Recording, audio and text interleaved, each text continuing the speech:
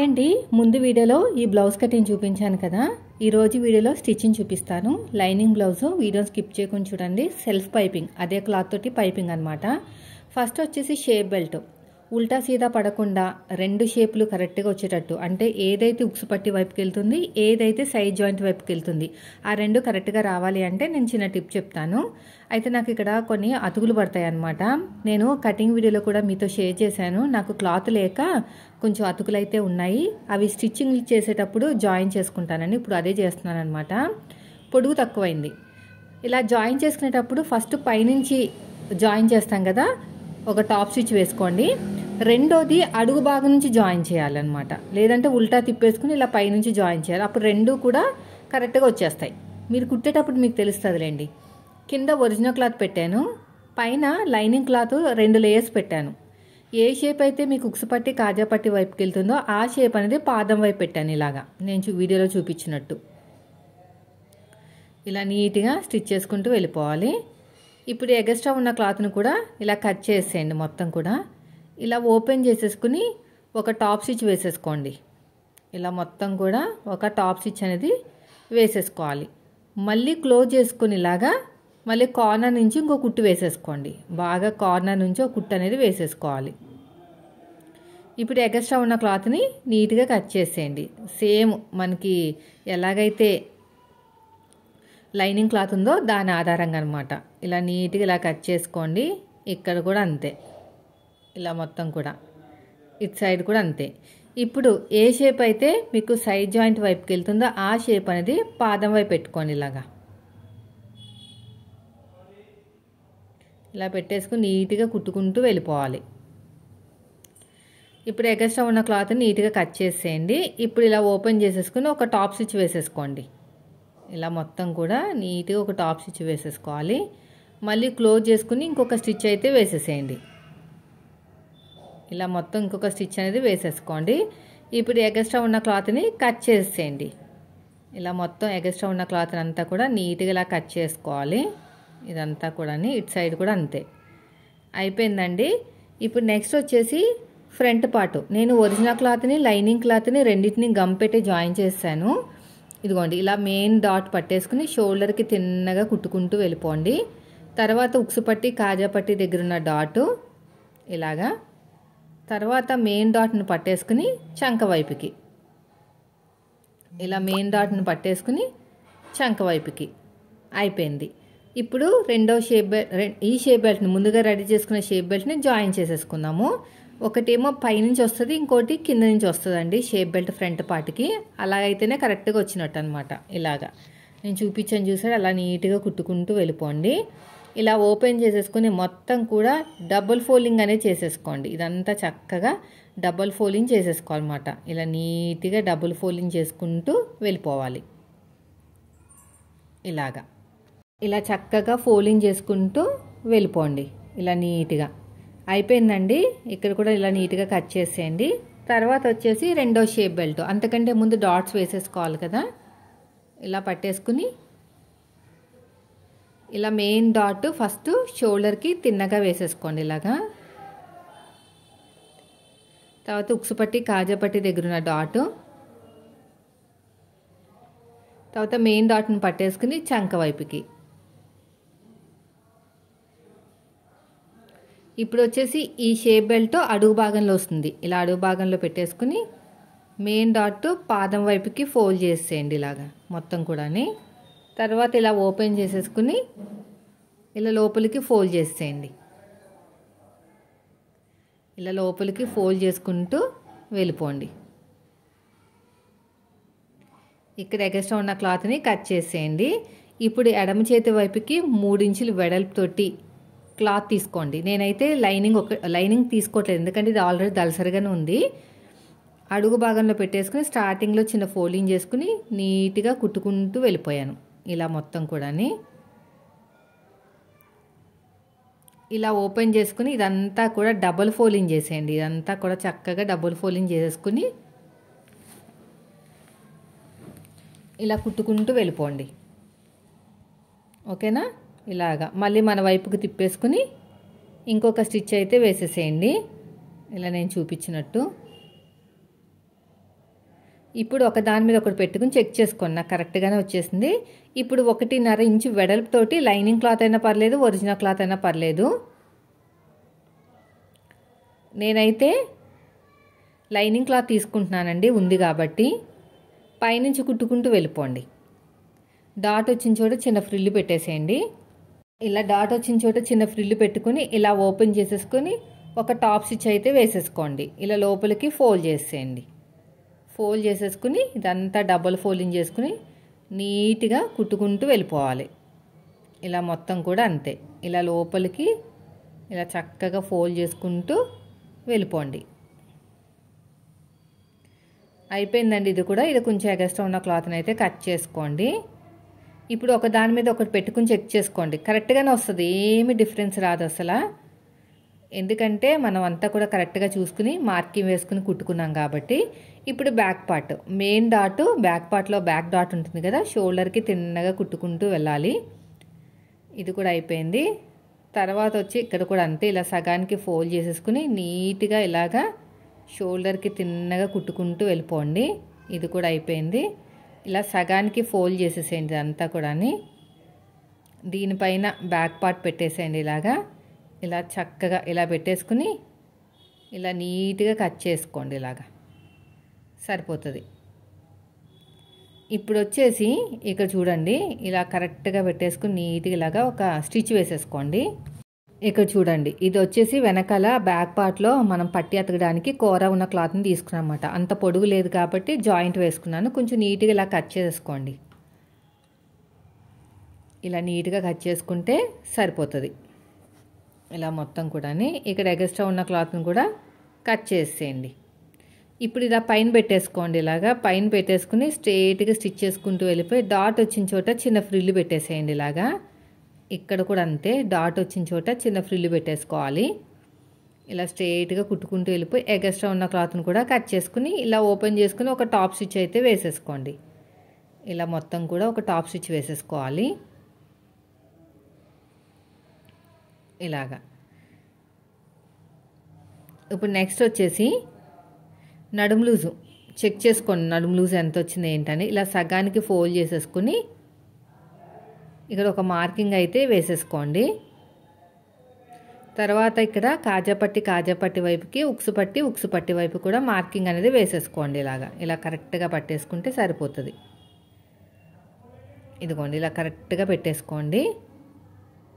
Next వచ్చేసి ఇక్కడ చూడండి, ఇక్కడ షోల్డర్ దగ్గర కరెక్ట్గా పెట్టుకోండి. ఇలాగా పెట్టుకుని స్ట్రైట్గా కుట్టు వేసుకుంటూ వెళ్ళిపోండి. మళ్ళీ నెక్ వైపుకి లైట్గా స్లోప్ ఇవ్వండి. ఓకేనా? ఎందుకంటే మనకి భుజాల పైకి ఎత్తినట్టు రాదు భుజం దగ్గర, అదేవిధంగా భుజాలు కూడా జారవన్నమాట. సో లైట్గా నెక్ వైపుకి స్లోప్ ఇవ్వాలి. బోట్ నెక్ అయితే షోల్డర్ వైపుకి స్లోప్ ఇస్తాము. సో ఇది కూడా అయిపోయిందండి. ఇప్పుడు నెక్స్ట్ వచ్చేసి సెల్ఫ్ పైపింగ్ అని చెప్పాను కదండి, దానికోసం నేను ఇలా క్రాస్కున్న క్లాత్ని తీసుకుంటున్నాను అనమాట. ఇలా నేను చూపించినట్టు క్రాస్కున్న క్లాత్ని తీసేసుకుని ఇలా నీట్గా కట్ చేసుకోండి. ఇక్కడ కూడా అంతే, ఇలా నీట్గా కట్ చేసుకోవాలి. మొత్తం కూడా ఇలా క్రాస్గా ఒక పీస్లో ఉన్న క్రాసు ఇంకో పీస్లో ఉన్న క్రాస్ని ఆపోజిట్లో పెట్టేసుకుని స్టిచ్ వేసుకుంటూ వెళ్ళిపోండి. ఇక్కడ కూడా అంతేనండి, ఒక పీస్లో ఉన్న క్రాస్ని ఇంకో పీస్లో ఉన్న క్రాస్ని ఆపోజిట్లో పెట్టుకుని జాయిన్ చేసుకోవాలి. ఈ పట్టి విడ్త్ వచ్చేసి 1.5 ఇంచులు అలా తీసుకున్నాను. ఇక్కడ కూడా అంతే, ఇలా పెట్టేసుకుని ఆపోజిట్లో పెట్టేసుకుని స్టిచ్ వేసేసుకోండి. ఇలాగా ఒక పీస్లో ఉన్న క్రాసు ఇంకో పీస్లో ఉన్న క్రాస్ని ఇలా ఆపోజిట్లో పెట్టేసుకుంటే సరిపోతుంది. ఇలా ఒక పీస్లో ఉన్న క్రాసు ఇంకో పీస్లో ఉన్న క్రాస్ని అయిపోయిందండి. ఇలాగా సగానికి ఫోల్డ్ చేసేసుకుని ఒక స్టిచ్ వేసుకోండి. సగానికంటే వన్ సైడ్, సగం కాదు వన్ సైడ్ ఇలా ఫోల్డింగ్ చేసుకుని కుట్టు వేసుకోండి. నార్మల్ పాదంతో నార్మల్ పైపింగ్ అయితే వేస్తున్నాను అనమాట. చాలా సింపుల్గా అయిపోతుంది మీకు. ఇలా సగానికి ఇలాగా చక్కగా స్ట్రైట్గా వెళ్ళిపోవాలి. ఇలాగ ఫోల్డ్ చేసుకుంటూ వెళ్ళిపోవాలి. ఇప్పుడు నీట్గా కట్ చేసుకోండి ఇంకొక సైడు, ఎందుకంటే ఎక్కువ తక్కువ ఉంటాయన్నమాట. ఇలా నీట్గా కట్ చేసుకుంటే సరిపోతుంది. ఇలా మొత్తం కూడా ఇలాగా. ఇప్పుడు వచ్చేసి నెక్ దగ్గర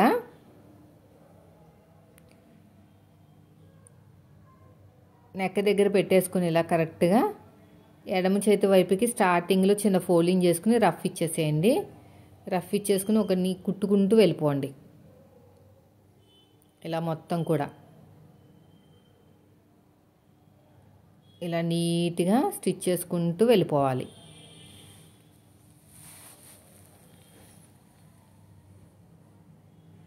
ఇలాగా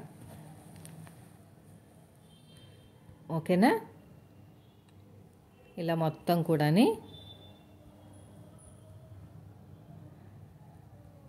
ఇలా నీట్గా స్టిచ్ చేసుకుంటూ వెళ్ళిపోండి.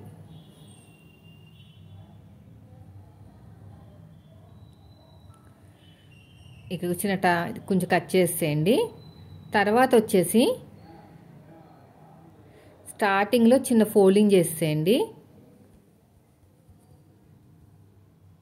స్టార్టింగ్లో చిన్న ఫోల్డింగ్ చేసేసుకుని నేను చూపించినట్టు 12వ నెంబర్ థ్రెడ్ తీసేసుకుని ఇలాగ రఫ్ ఇచ్చుకుంటూ నీట్గా కుట్టుకుంటూ వెళ్ళిపోవాలి.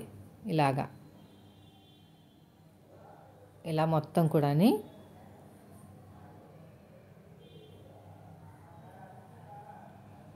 ఇలా చక్కగా ఫోల్డింగ్ చేసుకుంటూ కుట్టుకుంటూ వెళ్ళిపోండి. ఇలా మొత్తం కూడా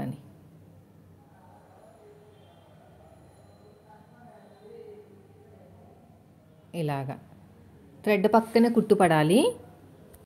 థ్రెడ్ పక్కనే పడాలండి కుట్టు అనేది. ఇలా ఫోల్డింగ్ చేసేసేయండి. ఇలా ఫోల్డింగ్ చేసుకుని నీట్గా కుట్టుకుంటూ వెళ్ళిపోవటమే. ఇలా చక్కగా ఫోల్డింగ్ చేసేసేయండి.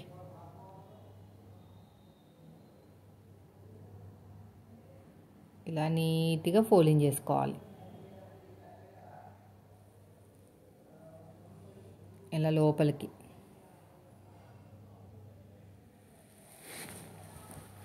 రెండో వైపు మన ఇష్టం. ఇంకా హెమ్మింగ్ కావాలంటే హెమ్మింగ్, లేదంటే కుట్టు వేసుకోవాలనుకుంటే కుట్టు వేసుకోవాలి. ఇలాగా సైడ్కి ఇలా ఫోల్డ్ చేసేసేయండి.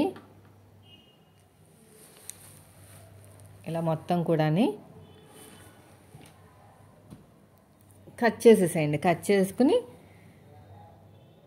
ఇలా లోపలికి ఫోల్డ్ చేసేయండి, సరిపోతుంది. రఫ్ ఇచ్చేసేయండి. ఇక్కడ కూడా అయిపోయింది. చూసారా ఎంత చక్కగా వచ్చేసిందో. ఇప్పుడు హ్యాండ్స్ని జాయిన్ చేసేద్దాము. కొంచెం ఈక్వల్గా షోల్డర్ దగ్గర చూసుకోండి, మరి ఎక్కువ తక్కువ రాకూడదు. రఫ్ ఇచ్చేసేయండి. ఇక నేను చూపించినట్టు రఫ్ ఇచ్చేసుకుని నీట్గా కుట్టుకుంటూ వెళ్ళిపోవాలి. ఇలా మొత్తం కూడా మళ్ళీ ఇటువైపు కూడా అంతేనండి. ఇటువైపు కూడా ఇలా నీట్గా స్టిచ్ చేసుకుంటూ వెళ్ళిపోండి. ఇలా నేను చూపించినట్టు మళ్ళీ ఫస్ట్ నుంచి లాస్ట్ వరకు ఇంకా కుట్టు అయితే వేసుకోండి. ఇలా ఫస్ట్ నుంచి లాస్ట్ వరకు. తర్వాత వచ్చేసి రెండోది కూడా అంతే సేమ్. రెండోది కూడా చూడండి కరెక్ట్గా ఇలా పెట్టేసుకోండి. ఇలా కరెక్ట్గా పెట్టేసుకుని రఫ్ ఇచ్చేసేయండి. రఫ్ ఇచ్చేసుకుని ఇలా నీట్గా నేను చూపించినట్టు స్టిచ్ చేసుకుంటూ వెళ్ళిపోవాలి. మళ్ళీ ఇటువైపు కూడా అంతే. ఇటువైపు కూడా సేమ్. ఇలా కరెక్ట్గా పెట్టేసుకుని ఫస్ట్ నుంచి లాస్ట్ వరకు ఇంకొక స్టిచ్ అయితే వేసేసేయండి. తర్వాత సైడ్ జాయిన్ చేసుకోవాలి. సైడ్ జాయిన్ చేసుకునేటప్పుడు హ్యాండ్ లూజు, ఆర్మ్ లూజు, నడుము లూజు ఈ మూడింటిని కలుపుకుంటూ వెళ్ళిపోవాలన్నమాట. హ్యాండ్ లూజు, ఆర్మ్ లూజు, నడుము లూజు ఈ మూడింటిని కలపాలండి. ఇక్కడ చూడండి, ఇక్కడ కరెక్ట్గా పెట్టేసుకోండి. ఇక్కడ ఒక మార్కింగ్ వేసేసేయండి. రఫ్ ఇచ్చేసేయండి. తర్వాత వచ్చేసి ఇక్కడ కూడా అంతే. ఇక్కడ ఒక మార్కింగ్ వేసేసుకోండి ఇలాగా కరెక్ట్గా. ఇక్కడ కూడా అంతే స్ట్రైట్గా వెళ్ళిపోండి ఇలాగా. ఇక్కడ కింద వచ్చేసి నడుము దగ్గర కరెక్ట్గా పెట్టేసుకుని కుట్టుకుంటూ వెళ్ళిపోండి. ఇక్కడ రఫ్ ఇచ్చేసేయండి. ఇక్కడ కూడా మళ్ళీ ఉల్టా తిప్పేసుకుని ఇంకో స్టిచ్ వేసుకుందాం. మొత్తానికి 3 స్టిచ్చెస్ అయితే వేసుకోవాలి. ఇటు సైడ్ కూడా చూపించేస్తాను చూడండి. ఇటు సైడ్ కూడా ఇలా కరెక్ట్గా పెట్టేసుకోండి. కరెక్ట్గా పెట్టేసుకుని ఇలాగా సగానికి ఇలా ఫోల్డ్ చేసేసుకుని హ్యాండ్ లూజు, ఆర్మ్ లూజు, నడుము లూజు ఈ మూడింటిని కలుపుకుంటూ వెళ్ళిపోవాలి. ఇలా కరెక్ట్గా పెట్టేసుకుని హ్యాండ్ లూజు ఫస్ట్ వచ్చేసి హ్యాండ్ లూజు, హ్యాండ్ లూజు, తర్వాత వచ్చేసి ఆర్మ్ లూజు, ఇలా రఫ్ ఇచ్చేసేయండి. తర్వాత వచ్చేసి ఆర్మ్ లూజు,